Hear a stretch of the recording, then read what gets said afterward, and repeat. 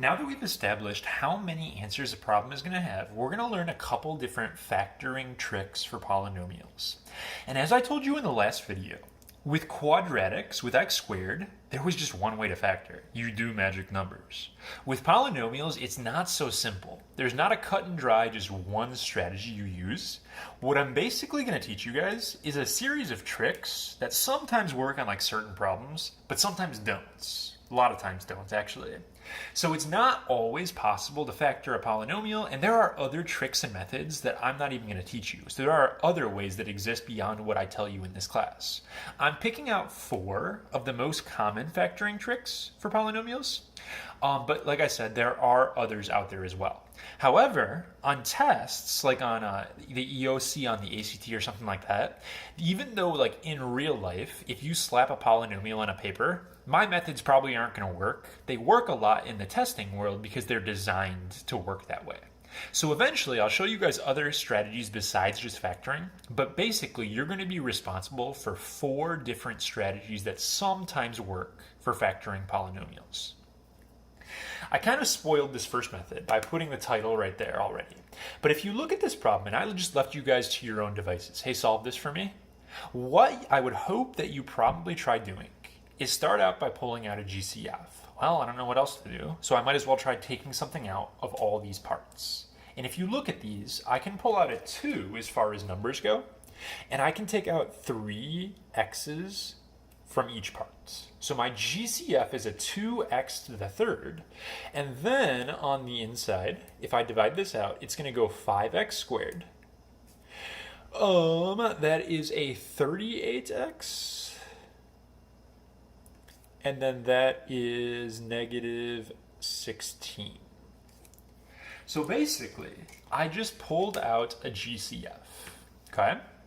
Now, as luck would have it, oh my goodness, this inside part right here, well, that's just a quadratic. Quadratics are great. We spent a whole month learning how to do problems like this. That's part of why I kept telling you guys it's so important you get good at quadratics. Because when you see this, it can't scare you anymore. It's got to be something, oh yeah, I got that. And then you just get your answers from there.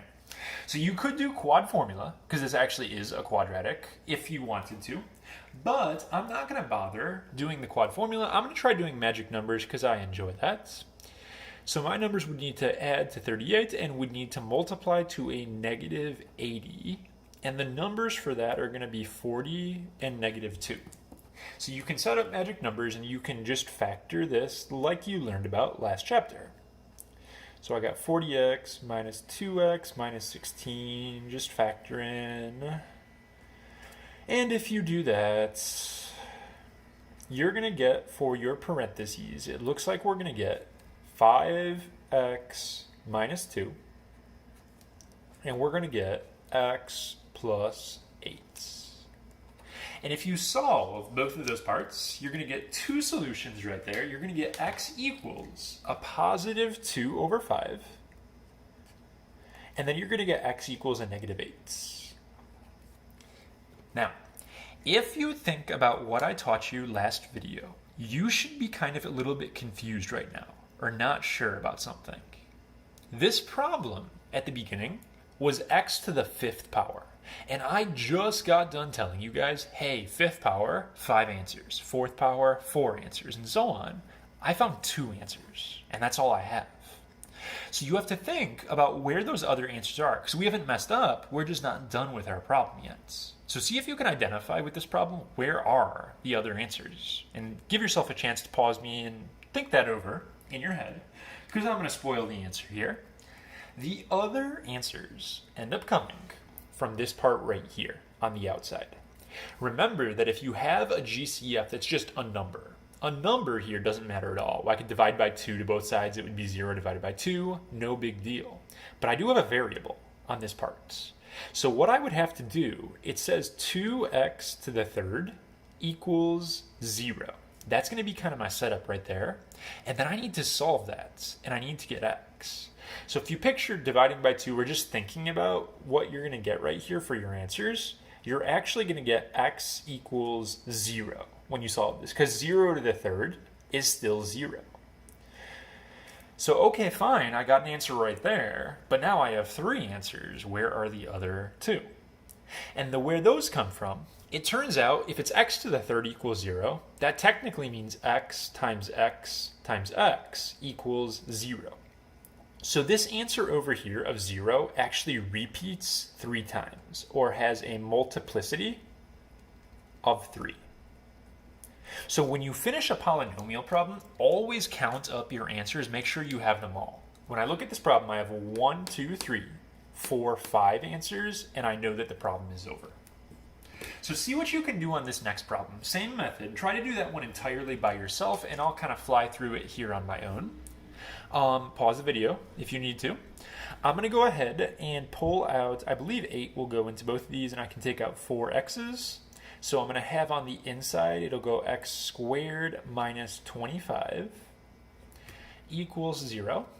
Now this guy could do magic numbers where they add to 0, or I can use my difference of 2 squares, dots, shortcut. It factors into x minus 5, x plus 5. So for this guy, my answers are going to be x equals 5, x equals negative 5, and I'm going to get x equals 0 right here. And that 0 is going to have a multiplicity of 4. There are actually 4 separate x equals 0s for that problem, and I get my 6 answers total. So the GCF method of factoring polynomials is sort of luck-based. Luck-based is like a weird way of putting that, I guess. But basically what we do is we set up our magic numbers, and we just kind of hope that when we do magic numbers, we get something left over that we can actually handle. If I would have done GCF right here, and I would have gotten something with x to the third, I would be out of luck because I wouldn't know how to handle that. But if you take out a GCF and you get something good right here, then you can just use magic numbers, quad formula, whatever you want to do, and life is good. Clearly, that's not always going to work though. Not every problem works out nice once you pull out a GCF. So that is why we have other methods. Method 2 is called grouping, and this should be new to you guys.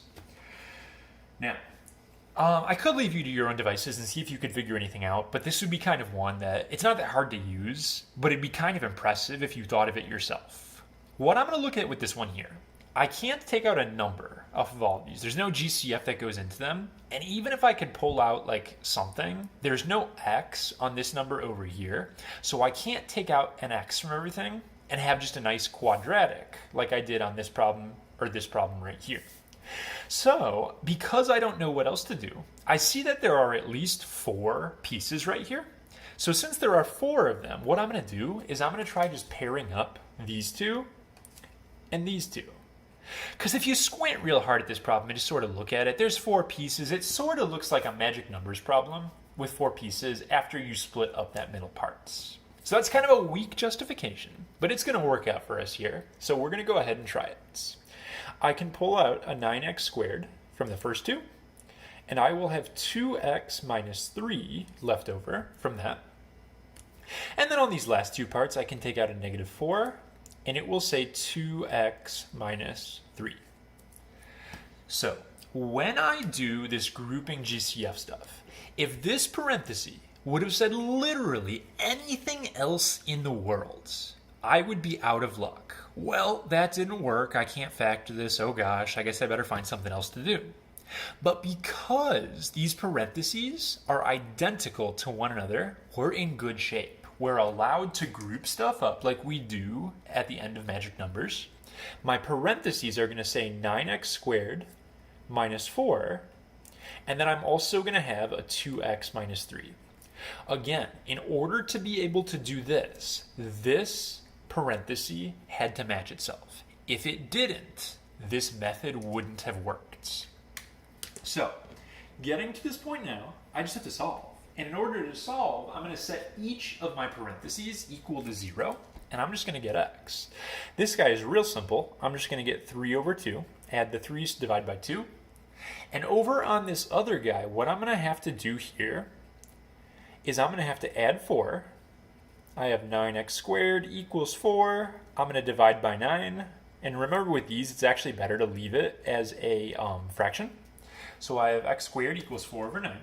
And if you guys remember, what we have to do then is take a square root to both sides Square root of a fraction, we just do separate square roots. We're going to get 2 over 3. Every time you finish one of these problems, make sure you have all the answers. This was x to the third. I see one answer. I see two answers. I don't have all three. And that is because on this problem, I forgot to do something. What did I forget to do? I forgot that when I square root both sides, I need a plus or minus right here. Don't make that mistake. Very common, kids forget plus or minus signs. So if I count now, I have 1, 2, 3 answers. It's x to the third. I'm good. Problem's over. So I have another example over here with this same sort of method. And if we look at this problem, you're going to start by moving everything to one side. After you move everything to one side, it has to equal 0. Then you can start doing the grouping that we did on the first or the last example. So go ahead, and if you want to pause me to try this yourself, that would be a good idea. But I'm going to shift everything over to the other side here.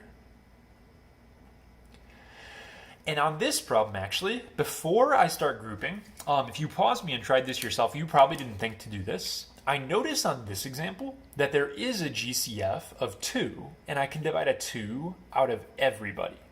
If I were to divide everything by 2, it'll make my number smaller, so I'm going to go ahead and do that actually. It's not mandatory to get this answer right, that you have to divide by 2, but it's going to make my job simpler. So now I'm looking at this, and I'm going to go ahead and group up and do my thing here.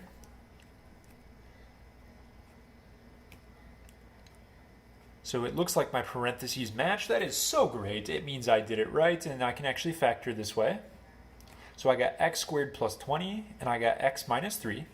And I need to solve these, so I equal this to 0. I get a 3. And then I got to go over here, set it equal to 0, subtract 20. And then I would do my square root to both sides. I'm going to end up getting for this guy, x equals, it'll be plus or minus, because I did a square root, 2I root 5, if you do a factor tree. This problem was x to the third. I see 1, 2, 3 answers. Problem's over. All right, in this video, I'm going to show you one more method. I'll save the fourth method for the next lesson, 3-5. Next lesson will be a lot shorter than this one. This method is probably the most complicated and the hardest to remember to do out of the four. And it's called the sum and difference of two cubes. So we did dots, difference of two squares, and that had to go a squared minus b squared. There was no plus one for squared problems. With cube problems, there actually is a minus and a plus version. So there's two separate versions of this formula, and you have to have these two things memorized. Recognizing when to use this method isn't that bad, because if you look, there's two pieces. I see x to the third, I see two pieces. It's probably one of these, but we have to figure out how to actually set this up. So the first thing I want to do is I want to show you guys how to memorize these formulas, because you do need to memorize them. Before I do that, actually, I'm going to go ahead and FOIL these parentheses just to prove to you guys, because this is just like coming out of nowhere here. Where did these formulas even come from? If you FOIL these parentheses, a bunch of stuff is going to cancel. I'm going to get a to the third. A times negative ab is negative a squared b. A times positive b squared is ab squared. Then I go over here, b times a squared. I could write ba squared, but I'm going to write a squared b in the other order. Then I'm going to have negative a b squared, and then I'm going to have positive b to the third. So this cancels with this cancels with this. You can see that you do end up getting those two parts left over. So it's exactly what the top part right here says. So we're going to learn why this is helpful when we actually practice on it, but let me show you how to memorize these. With both of the formulas, the setup of the letters is the same. The letters go the same way for both formulas. It's a little parenthesis, a binomial, and it's a trinomial. The letters go the same, so it's A, B. I'm going to skip the minuses and pluses. A, B. And then it goes A squared, AB, B squared. a squared, ab, b squared. So the letters are identical in these formulas. Both formulas only have one subtraction sign. This one is right here, plus plus. This one is right here, those are pluses. In the minus formula, they get the subtraction out of the way right away. It's a minus b. That makes this plus plus. In the top formula, it's going to be placed in the middle, so this has to be a plus. This one can't be a negative, because if this was negative, a negative b squared times b would make a negative b to the third, and that's wrong. So this has to be a plus, which means the minus goes right here. You do have to memorize these, and it will trip you up if you forget to memorize them. So make sure you practice writing those out a couple times. You can rewatch the way I just explained it if you want to see it again, but know these rules.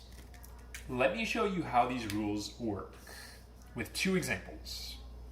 So the first thing I'm going to do is I'm going to look at this problem. I see a plus sign, so I'm using the top of my two formulas. Just like with dots, my first step is going to be to make this into two little baby parentheses. This time they're cubed, they're not squared like with dots. The first parenthesis is easy. X to the third makes x to the third. What number to the third power is 64? Turns out it's 4. So in my little formula here, my first baby parenthesis x, that's a, and my second baby parenthesis, the 4, is b. So a is x, b is 4. So it goes a plus b. So I'm going to write down x plus 4. And then it goes a squared, so that's x squared, minus ab, minus 4x, plus b squared. B is the 4, so plus 4 squared is plus 16, equals 0. So when you look at one of these things, this actually looks worse than what I started with. If you look at this problem, I had two tiny little pieces right here. Now I got this whole mess of a problem going on. But the reason this is actually a good thing is this is linear. This is quadratic. We didn't know how to solve this guy, but we broke it down into a linear and a quadratic piece. So even though it's less nice looking than my original, it's something we can actually handle. One answer is going to take me 2 seconds. X equals negative 4. That's done. This guy right here I have to solve, and in general, when you use this method, the sum and difference method, this doesn't have magic numbers. So I'm going to throw it in the quad formula instead.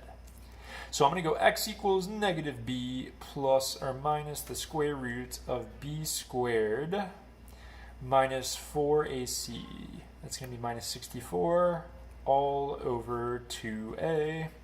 And then we're just simplifying. You guys can do quad formula. That's square root negative 48. If you do a factor tree, that's 4i root 3. So I got 4 over 2 plus or minus 4i root 3 over 2. And if you simplify that, you're going to get x equals 2 plus or minus 2i root 3. So at the end of the day, with this problem, I needed to have 3 answers. I have 1 right here, and I have the plus and the minus, so I have 2 right here. That is 3 total, and that problem is done. This isn't a super fun method per se to use, but you will see it again in pre-calc and in calculus, so it's a factoring thing you have to know how to do, and you have to have your little formula memorized. One last problem to close out this video.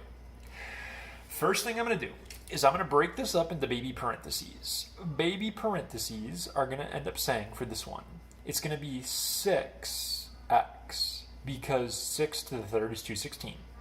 So I got a 6x, the minus just stays in the middle, and then it's going to be 1 to the third is still 1. So when I look at this setup right here, that's my a, that's my b. Kids will sometimes drag that negative 1 in with here, and that's not what you're supposed to do. B is going to be a positive 1. According to the rule, this starts out a minus b. So I'm going to write down thing minus thing. Then it goes a squared plus ab plus b squared. And this next term right here is where you will mess up if you are not careful. That guy is supposed to say a squared. My a is a 6x. But if you take a 6x and you square it, you get 36x squared. Lots of people just put a 6 right there. A squared means multiply this guy by himself. 6x times 6x is 36x squared. Put a star by this part and be careful with it. That's where you will make mistakes if you're going too fast. Then it went plus AB plus B squared. So AB is going to be plus 6x, and B squared is going to be a plus 1. So then my job would be just to finish solving this. And when I solve these, this part right here is going to be 1 over 6 for the answer. For this other part, just to keep my video from going too long, I would just throw it in the quadratic formula. You guys are all good at that, so I'm not going to bother solving that, but you would get your other 2 answers from there. So that's our first 3 methods. In the next lesson, we'll learn how to do one more method, and we'll practice all of this a little more.